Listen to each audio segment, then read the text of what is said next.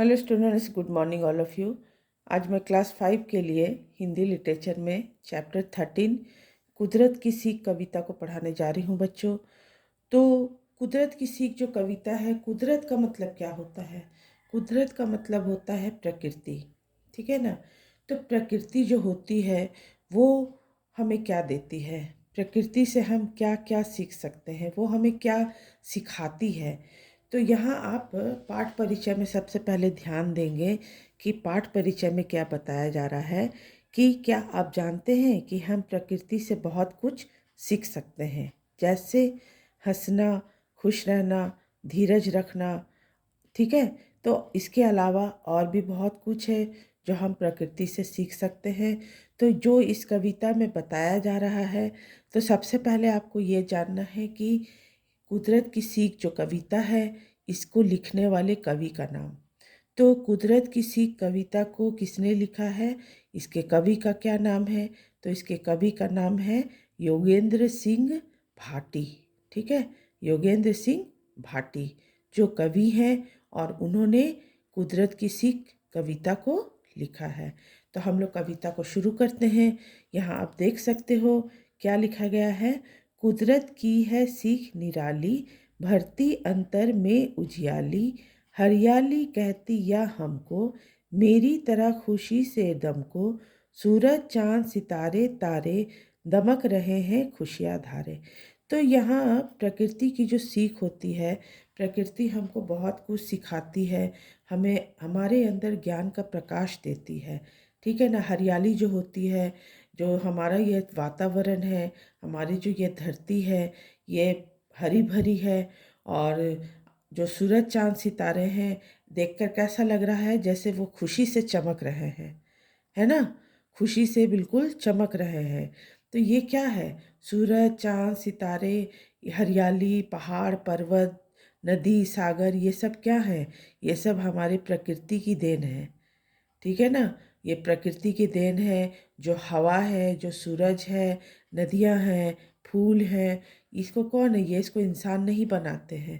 ये प्रकृति जो है, ये हमें बहुत कुछ सिखाती है, ठीक है ना। नदी से हम बहुत कुछ सीखते हैं, वृक्ष हमें सिखाते हैं, सूरज से हम सीख सकते हैं, धरती से सीख सकते हैं, सागर से सीख सकते हैं, पर्वत जो है वो हमें सिखाता है। तो ये सारे जो है ये प्राकृतिक चीज़ें हैं जो इंसान को कुछ न कुछ सिखा जाती है। तो वही बात इस कविता में भी कवि बता रहा है कि कुदरत की जो सीख होती है, प्रकृति की जो सीख होती है, वो बहुत निराली होती है, बहुत अलग होती है, ठीक है ना। हमारे अंदर क्या करती है? ज्ञान का प्रकाश भरती है, ठीक है। इसके बाद क्या कह रहा है? धरती कहती धीर बनो तुम, सागर से गंभीर बनो तुम, धरती के आकाश बनो तुम, जन जन के विश्वास बनो तुम, ठीक है ना। धरती क्या कह रही है कि धीर बनो तुम, मतलब धीर मतलब क्या कि बहुत धैर्य वाले बनो तुम। जिस तरह धरती जो है पूरे संसार का जो बोझ है अपने ऊपर लिए हुए है, बहुत सहनशीलता के साथ, बहुत धैर्य के साथ, वैसे ही धरती कह रही है कि हम हमारे जैसा तुम क्या बनो, धैर्यवान बनो। और सागर के जैसा क्या बनने के लिए बोला जा रहा है? सागर के जैसा गंभीर बनने के लिए कहा जा रहा है, ठीक है ना। धरती के आकाश बनो तुम, जन जन के विश्वास बनो तुम। मतलब धरती और आकाश बोलते ना, जमीन और आसमान। तो जमीन और आसमान के जैसा तुम बनो और हर एक का विश्वास बनो तुम, कि लोग तुम्हारे ऊपर विश्वास कर सकें, ठीक है। तुमको लोगों का विश्वास जीतना है और विश्वासी बनना है, ईमानदार बनना है। तुम्हारे अंदर किसी तरह का कोई छल कपट ना हो। जिस तरह से धरती जो है वो समूचे संसार का बोझ जो है अपने सीने पर लिए हुए है, और कभी वो कोई उफ तक नहीं करती है, और बहुत धैर्य के साथ, बहुत सहनशीलता के साथ वो इस बोझ को, इस भार को वो उठाई चली जा रही है। और सागर जो है बहुत क्या होता है, गंभीर बनने के लिए कह रहा है है ना। सागर की गहराई में बहुत कुछ आज भी छिपा हुआ है, और उसी तरह आपको भी अपने अंदर बहुत कुछ ज्ञान को लेना है, अपने अंदर रखना है।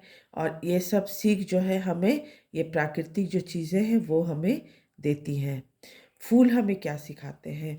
फूलों से नीत प्रति मुस्काओ, नहीं मलिनता मुख पर लाओ, पर्वत सदा अडिग ये रहते, अडिग रहो या हमसे कहते।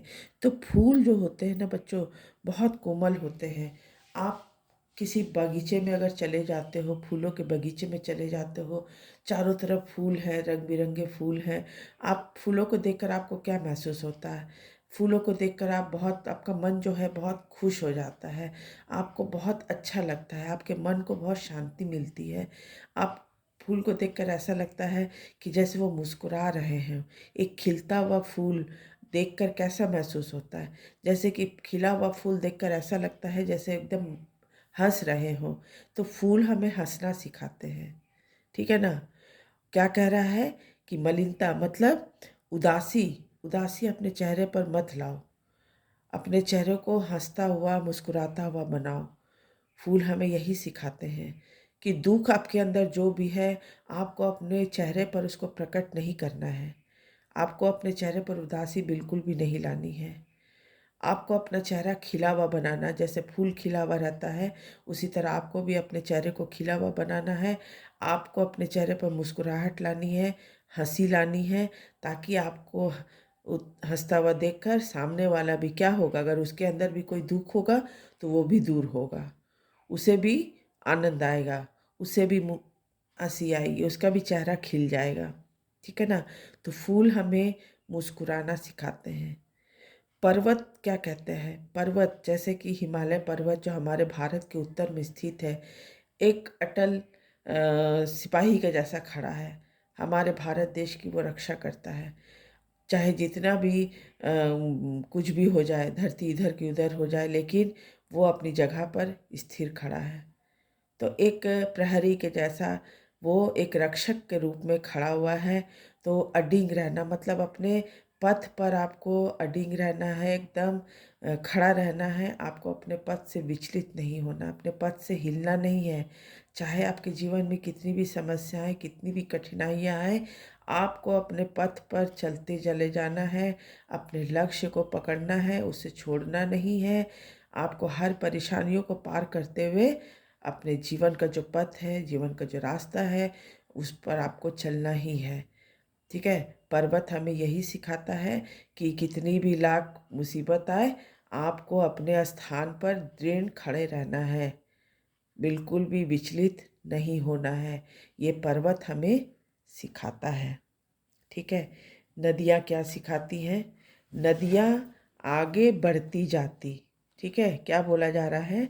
नदियाँ आगे बढ़ती जाती, बढ़ने का संदेश सुनाती। मतलब आप देखे होंगे कि नदी जो है वो अपना आगे का मार्ग खुद ही ढूंढ लेती है, ठीक है ना। और खुद ही ढूंढ कर वो बढ़ते चली जाती है, रुकती नहीं है। नदी कहीं रुकती नहीं है, वो अपना रास्ता खुद ही बनाती हुई आगे निकलती चली जाती है, आगे की ओर बढ़ती चली जाती है। तो नदी हमें यही शिक्षा देती है कि आपको भी अपने जीवन में इसी तरह आगे बढ़ना है। आपको अपना रास्ता खुद ही निकालना है, खुद ही चुनना है। आप अपना मार्ग खुद ही ढूंढेंगे, और अपना मार्ग को खुद ही ढूंढेंगे, और उसे ढूंढ कर आप अपने जीवन पथ में आगे बढ़ेंगे।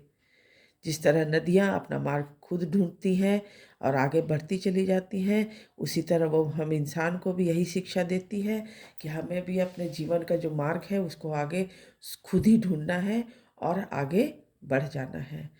उसके बाद सूरज क्या कहता है? सूरज से तुम तपो तपाओ, जीवन में समरसत्ता लाओ।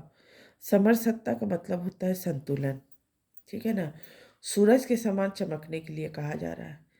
सूरज जो है हमें क्या देता है? रोशनी देता है, ठीक है ना, और जीवन में संतुलन को बनाए रखता है। तो सूरज के समान हमें भी क्या करना है? चमकना है, जीवन में संतुलन बनाकर रखना है, ठीक है ना। फिर क्या है? वृक्षों का उपकार करो तुम, जन जन की बस पीर हरो तुम, जीवन अपना सदा गढ़ो तुम, स्वावलंब का पाठ पढ़ो तुम। तो यहाँ क्या बोला जा रहा है कि वृक्षों का उपकार करो तुम। वृक्ष का उपकार करने के लिए कहा जा रहा है कि आजकल आप देख सकते हो कि हमारे भारत की जो जनसंख्या इतनी अधिक बढ़ गई है, लोगों के रहने के लिए मकानों की ज़रूरत पड़ रही है, तो इसके लिए लोग क्या कर रहे हैं, पेड़ काट दे रहे हैं, जंगल की सफाई हो जा रही है, पेड़ पौधे कम हो जा रहे हैं। अगर पेड़ पौधे कम हो जाएंगे तो हमारा जो पर्यावरण है, हमारा जो वातावरण है, वो क्या होगा, अस्त व्यस्त होगा, प्रदूषण फैलेगा। ठीक है ना। तो वृक्षों की कटाई नहीं करनी चाहिए, क्योंकि वृक्ष जो होते हैं हमें ऑक्सीजन देते हैं, और अगर वृक्ष नहीं रहेंगे तो हमें ऑक्सीजन की कमी होगी। ठीक है ना। जनजीवन क्या हो जाएगा, तबाह हो जाएगा, अस्त व्यस्त हो जाएगा।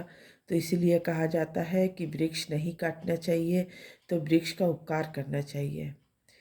और जन जन की बस पीर हरो तुम। पीर का मतलब होता है दर्द। लोगों के कष्ट को, लोगों के दर्द को हम दूर कर सकते हैं। ठीक है ना। किस तरह दूर कर सकते हैं, क्योंकि वृक्ष जो है हमें फल फूल, छाया, ऑक्सीजन, है ना, बहुत कुछ देते हैं। वृक्षों, बहुत सारे वृक्ष हैं जिनके प्रयोग करके दवाइयाँ बनती हैं। तो वृक्ष ही अगर नहीं रहेंगे तो ये सब कुछ क्या है, जीवन का आधार है, हमें कौन देगा, है ना। तो वृक्ष जो है हमारे जीवन का आधार होता है, इसीलिए लोगों के कष्टों को दूर करता है। इसी कारण बोला जा रहा है कि वृक्ष का उपकार करने के लिए कहा जा रहा है। उपकार करने का मतलब है आपको वृक्ष को काटना नहीं है, बल्कि आप और वृक्ष लगाएंगे, पौधे लगाएंगे। ठीक है। जीवन अपना सदा गढ़ो तुम, स्वावलंब का पाठ पढ़ो तो। स्वावलंब का मतलब होता है स्वयं पर निर्भर। आपको खुद ही स्वयं पर निर्भर मतलब होता है कि आपको आत्मनिर्भर बनना है। आत्मविश्वास हर एक इंसान में होना बहुत ही ज़रूरी होता है बच्चों, तभी आप अपने जीवन लक्ष्य को पा सकते हैं। अगर आपके अंदर आत्मविश्वास की कमी होगी, आप अपने जीवन पथ पर कभी भी आगे नहीं बढ़ सकते हैं। सबसे पहले आपको अपने अंदर विश्वास को जगाना है, आत्मविश्वास को लाना है, आत्मनिर्भर बनना है, माने आपको खुद पर निर्भर होना है। आपको किसी और का सहारा नहीं जैसे लेना पड़े। ठीक है। आप अपना मार्ग खुद चुनेंगे, खुद बनाएंगे। इसके लिए आपको बहुत मेहनत करनी है, और जीवन पथ पर आगे बढ़ने में रास्ते में बहुत सारी समस्याएं भी आती हैं, उसको भी आपको पार करना है, उसका भी आपको सामना करना है। तो वही बोल रहा है, स्वावलंब का पाठ पढ़ो तुम, मतलब स्वयं पर निर्भर रहो, किसी दूसरे का सहारा लेने की कोशिश मत करो। खुद का मार्ग खुद बनाओ, और हर परेशानियों को दूर करते हुए अपने जीवन पथ पर आगे बढ़ते चले जाओ। पवन बेग से बढ़ते जाओ, ऊंचाई पर चढ़ते जाओ। पवन बेग से बढ़ते जाओ। पवन मतलब होता है हवा, वायु।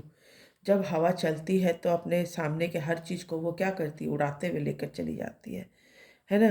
तो उसी तरह कह रहा है कि पवन बेग से बढ़ते, जिस तरह हवा को सिर्फ हम महसूस कर सकते हैं, हवा को देख नहीं सकते। तो हवा जब चलती है तो क्या होता है, एकदम बहुत तेज़ी के साथ इधर से उधर चली जाती है। एकदम झोंका जो होता है, हवा का झोंका, है ना, बहुत तेज़ी के साथ वो इधर से उधर बहती है। तो उसी तरह बोल रहा है कि हमें भी अपने जीवन में पवन वेग से आगे बढ़ते जाना है। ठीक है ना। ये नहीं कि धीरे धीरे करके हम अपने लक्ष्य तक पहुंच रहे हैं, ऐसा नहीं है। आपको अपने जीवन में एक समय को निश्चित करना है, और आपके मन में ये ठान लेना है कि हमको इस निश्चित समय के अंदर ही हमको अपने लक्ष्य तक पहुंचना है। ऊंचाई पर चढ़ते जाओ। तो आप अपना मार्ग खुद बनाएंगे, और आत्मनिर्भर होंगे, और अपने रास्ते के हर समस्याओं को पार करते हुए अपने जब लक्ष्य तक पहुंचोगे, तो इसी तरह क्या होता है, आप धीरे धीरे ऊंचाई पर चढ़ रहे हो। ठीक है ना। जिस तरह सीढ़ी पर जब हम चढ़ते हैं तो पहले स्टेप पर पैर रखते हैं, फिर दूसरे पर, फिर तीसरे पर। इस तरह क्या होता है कि हम धीरे धीरे ऊंचाई तक पहुंच जाते हैं। तो उसी तरह आपको अपने जीवन में भी एक एक सीढ़ी पार करना है। फिर एक दिन क्या आएगा कि एक दिन आप अपने जीवन के एकदम ऊंचाई पर पहुंच जाओगे। तो यही योगेंद्र सिंह भाटी जो कवि हैं, वो इस कविता के माध्यम से हमें यही संदेश दे रहे हैं। तो कविता बहुत अच्छी है बच्चों, इसको पढ़ो, इसको ध्यान से समझो, क्या इसमें कवि बताना चाह रहा है।